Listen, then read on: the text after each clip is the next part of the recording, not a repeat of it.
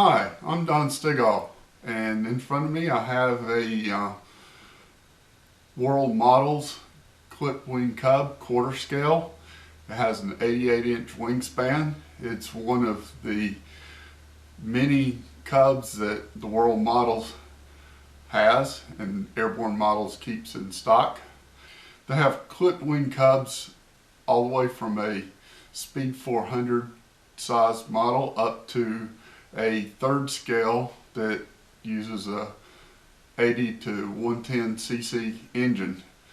This one is a quarter scale cub, as I said, and it uses a 4-stroke up to 1.6 or a 2-stroke 91 to 120.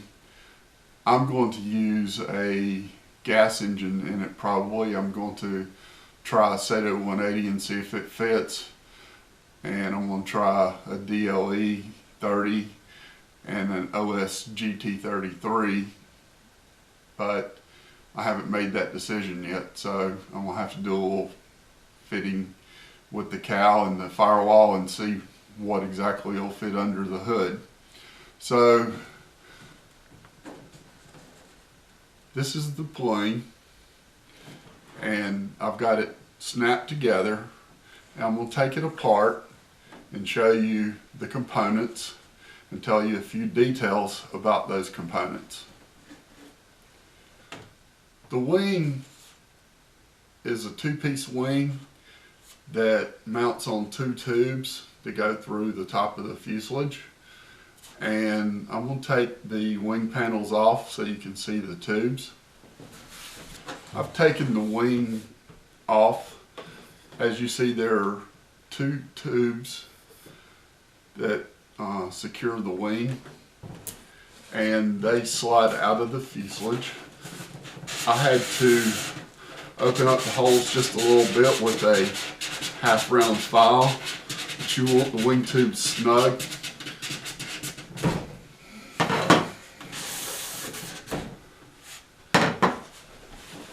And I've got the windshield and the cowl taped on.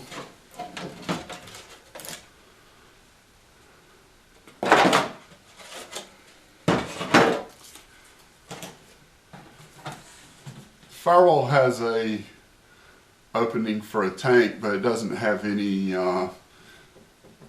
holes drilled for the engine mount or for the engine, which is nice because you don't have to do any filling of the firewall if you want to use a different engine.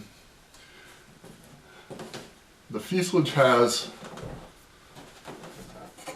an opening on the side where a door gives you access to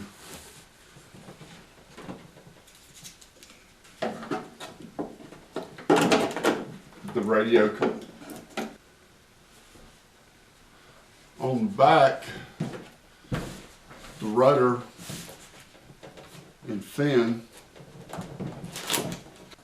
are set up to slide into the stab slot. It's got a little filler block on the post of the rudder.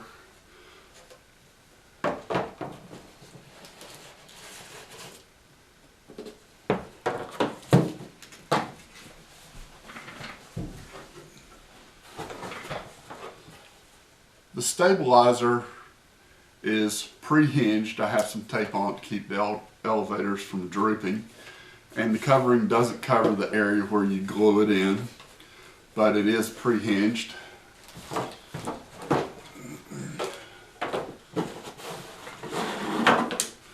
The panels have pretty big ailerons, and they're pre-hinged, and so you don't have to worry about that. On the bottom is the servo mounting hole, and it's almost in the center of the aileron, so it should give a lot of roll authority. This is the accessory bag. One of the big components is the landing gear. And the landing gear is pre-sprung and it has rubber bands for the or O-rings that hold the spring in place. And it comes with wheels with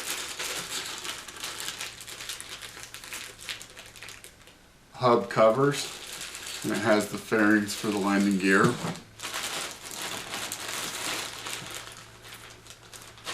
There are mounts for the struts, which I haven't shown you yet. And there's a pilot with painted floors for the cockpit. And under that goes the servo tray. This is the tail wheel, and it has all the needed accessories. And it has more hardware, and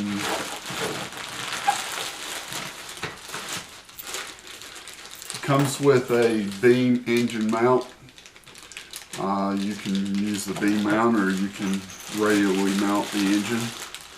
And it has horns and clevises.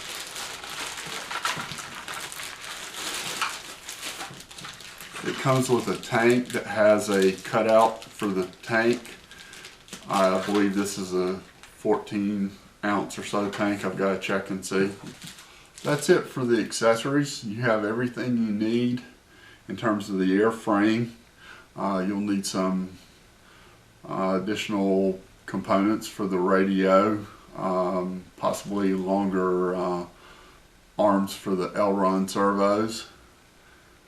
And it's a very nice looking kit. I'm anxious to get it put together, and I'll be making more videos on the assembly as I put it together.